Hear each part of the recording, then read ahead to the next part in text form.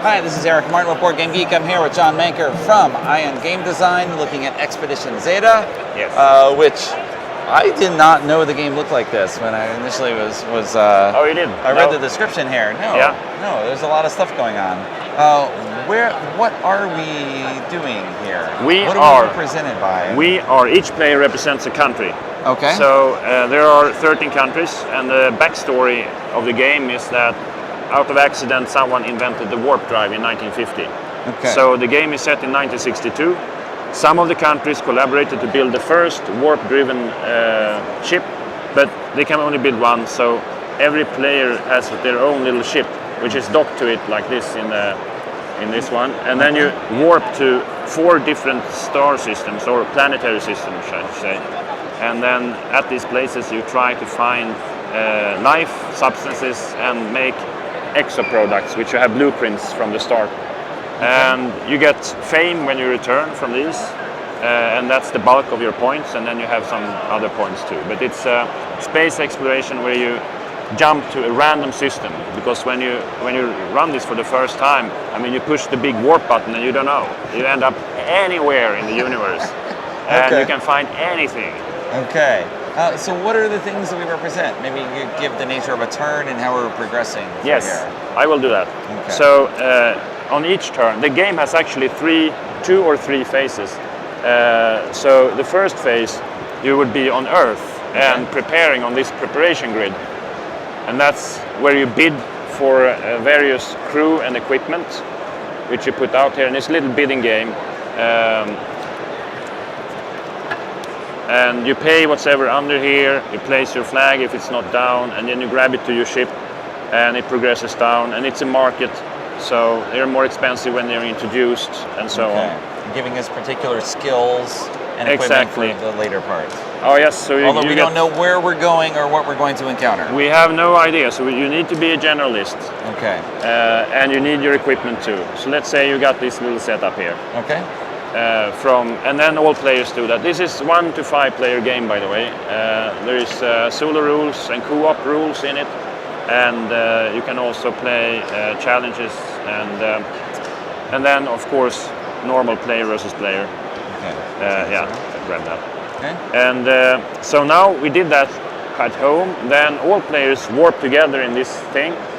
They are stacked here. It's more of a flavor thing, but it's handy to have it because you land at the same place. Okay. So we warp away to some system, and you start the exploration by randomizing this system. Now, this is really where the spark of my idea to this came from.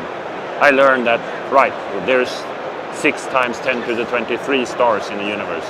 It used to be, we thought it was 6 or something to the 10 to the 21. It's 100 times stars, and we don't understand that. Right. You can't grasp that number.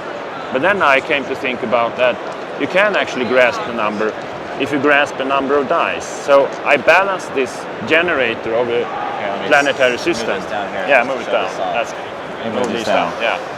So there's a plastic insert that comes with the game that you're supposed to bring out and use on the playboard to keep things in place. So this part here is where my spark for the game was. So there's 11 dice, 11 decks of cards, and you have both sides. So you roll all the dice.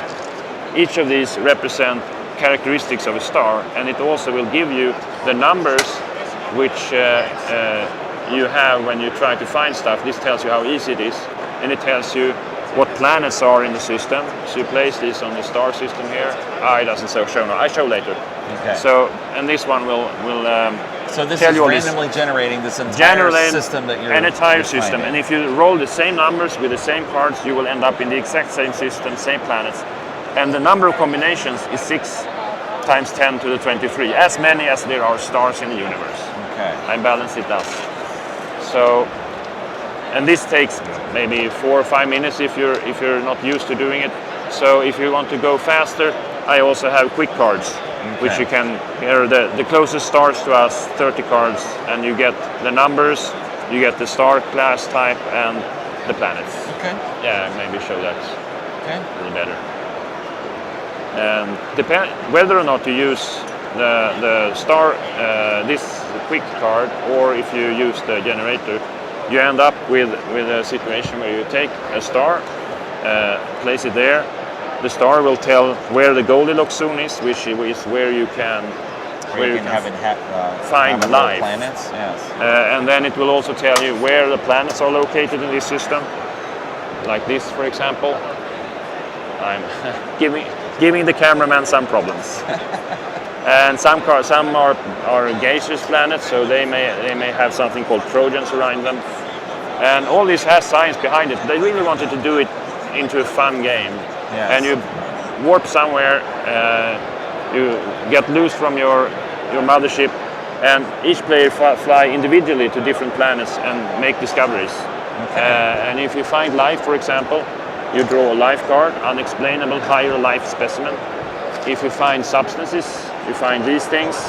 And if you have found substances enough, you can build some of these extra products, they're called. Okay. And so you have the yellow numbers are how easy it is to build these.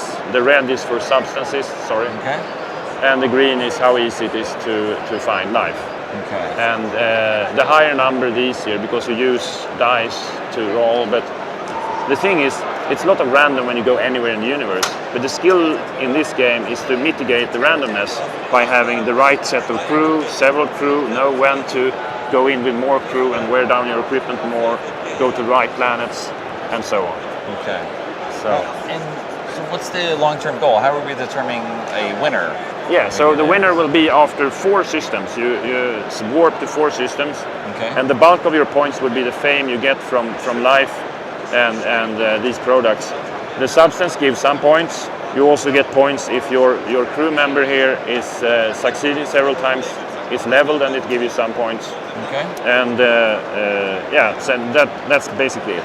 Okay. All right. And so when you get home, you score the points. Okay. And I want to say also that I have designed a couple of quite complex games. I'm working together with Phil Eklund. I was a co-designer for Megaphone. I'm working on Origins now. And this is complex if you include all the rules. But I like more people to play complex games. So right. This rule has a basic version, which is almost like a family game. You can play it with your unexperienced friends. And then I broke down all the other rules in 11 modules, which you can choose in any combination. And you can take them one by one, and all of a sudden, if you're inexperienced, after a while, if you have all 11, you're playing a fairly complex game. Okay, but working your way up to it and adding on as you wish. Exactly. Okay, thank you very much, John, for your overview of Expedition Zetta. And we got a lot in the box. There is a lot, more than 1,000 components. You get a lot of game in this one. Okay, thank you very much for the overview. Thank you. Thank you.